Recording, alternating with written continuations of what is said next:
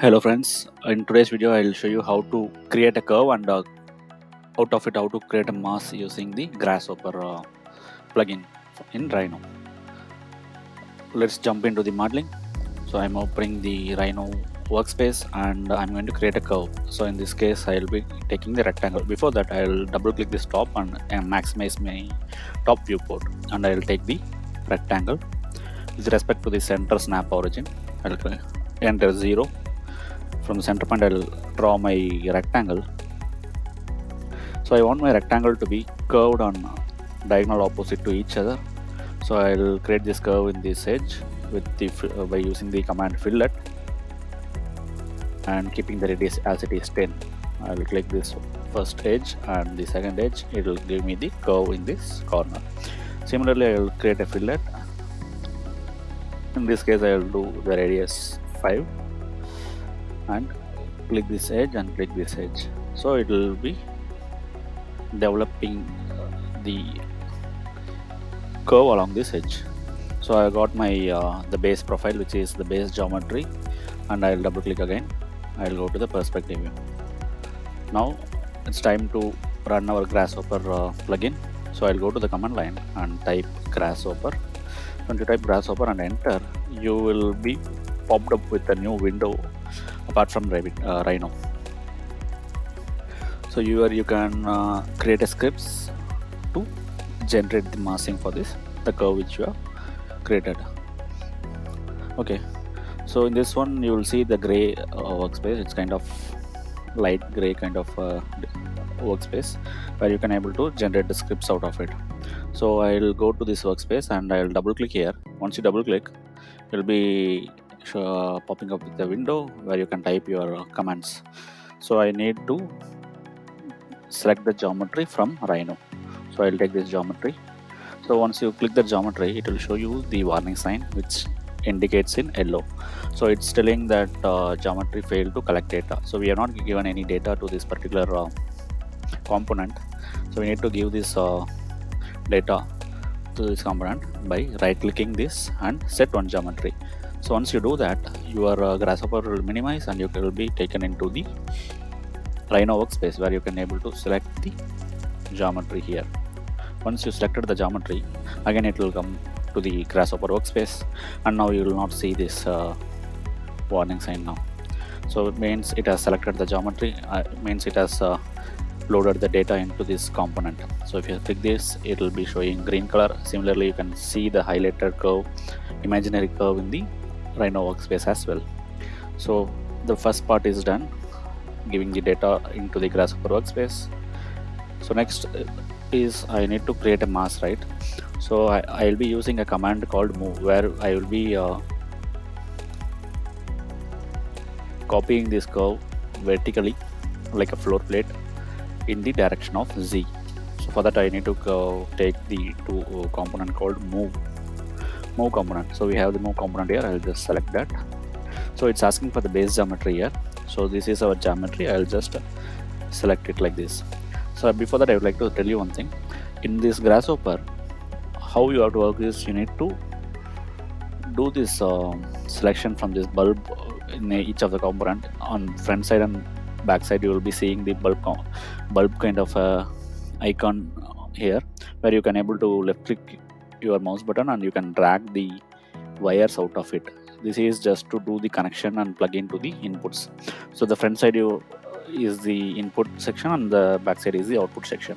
So from this output we are connecting this to the move geometry input. So this is how you need to work in this Grasshopper. So then it's asking for the vector here. It's motion. So motion is described in vector thing. Okay, so for that what we need to do is first of all we need to find out the center of this base geometry, because we need to do the massing with respect to the center of this curve. So for that I will be going to this workspace, Grasshopper workspace, and type area. So once you connect your geometry to this area, you will be showing the center of this geometry, which is the centroid of this, what are the curve you are creating. once you connect that, it will be popping up, and you can able to find out the area of this geometry, and also it will be showing the center of this geometry. So next, what I have to do is, for getting the vector as an output, we need to create a line out of it. With respect to that line, we need to generate the amplitude. From that amplitude is nothing but the vector. So with that, we can connect it to the move component here. So first of all, I'll try to find out line SDL. Line SDL component is something which has the start point, which we can provide from this area centroid. It will ask for the direction, so which direction we need to develop this mass, so that direction we can define. Also, it has the line length. It's not very important in this scripting right now, so we'll focus on these two. So first one is the start point. So centroid is our start point. So once you connect this, you'll find a line there.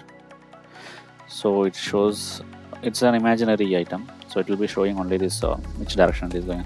Right now it is in default direction, but I will be like using the Z direction to make it as the permanent direction itself. So if you type unit Z as a component, you'll find that, and you can connect it to this one. Once after that, you need to go and find out the component amplitude, and this output line segment, you need to connect it to this amplitude base vector. Okay, then you can do this connection here. So once you connect it here, so previously it was 10. If you see, the curve was moved above by 10 meter distance, which is the default value. You can see it here, locally defined value is 0, 0, 10. So once you are connecting this to the vector here, so whatever the default value it has, so the amplitude is having the default value as 1. So the curve comes down to the default value 1. But our target is to create the floor plate kind of copying these curves along the series. So for that, what you can do is you can find out the component called series, which copies these curves in a series with some distance. I'll go to the series and I'll connect this to the amplitude. So once you connect it, so whatever the default value, it has 10 number of count, it will copy these curves 10 times. And you can also define this by creating your own numbers, integers. So what you have to do is you just double click in the workspace and type 10, or you want this floor plate to be like 4 meter or 5 meter high between each floor. I'll press 5 and enter. I'll keeping this as a slider because in future if I want to change it, I can change it. That's the reason I'm using that slider. And I'll connect this to number. So once you connect this value 5 to this step, which is step size for each successive number, so it will count this curve with respect to 5 as the distance for each count. Also, I can able to increase my count by providing another integer slider. So I'll create 25 and give it as count. So once you do that, it multiplies the number of curves by 5 times up to 25. Suppose you want to see how it works, I'll just show you the sample. See, the start point is 0 and the first point is 5, like that up to 25 numbers. It will takes the copy of that and copy the curve along that. Yeah, so the base is done here. The next item is we need to rotate this building. Means I wanted to twist this mass in a regular pattern, like each floor will be twisting by some degree, so that I will be seeing the twisting as the overall output. So for that, what I have to do is I need to use a component called rotate. Rotate is a component which twists the overall geometry. So it is asking for the geometry, it's asking for the angle, it's asking for the plane. So for geometry, I know I'm giving that. So once you connect the geometry to that rotate geometry, see what are the default angle it is, which is 90 degree I think. So that is considering the 90 degree rotation and showing the imaginary output here. But I want this to be not like total rotation. I want this to be in a regular pattern for each floor. It has to rotate one way, like 5 degree means the next will be 10 degree, something like that. So for that, what I have to do is, first of all, I need to find out the center point of the each of the floor plate. So I can do the similar area, finding out the area for that each of the floors. So once you connect this geometry to this area, it will be showing you all the center point of this floor plate, whichever is created here. Next, after this, what we have to do is we need to find out the component list length and connect it to this. Let's enter it to this list length.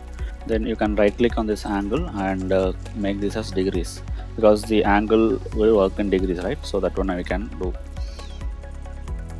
And suppose if you are giving some angle to this building, like 90 degree directly to this one,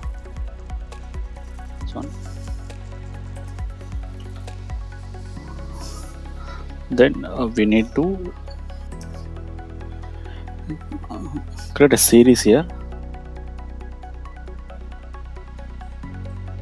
and take this as the count and connect it to the angle. So here I'll be using the slider, maybe not 90 degree, it will be at least 10 degrees for each floor plate. I need to rotate it, so we can able to adjust it if we don't want to be more twisty. Then I am going to loft this look like the twisted building. So once you loft it, you will see it showing the surface, which you cannot see it right now. So once you bake it, you could able to see it. Yeah, we are getting this shape out of it, something like this. So also you can just hide these other components and see the final output only. So if you want to increase the number of floor plates and keep the rotation consistent, you can do that also. So you can delete this baked one again and do the baking. Yeah, so this is how you can able to simply use Grasshopper to develop your parametrical dynamic models.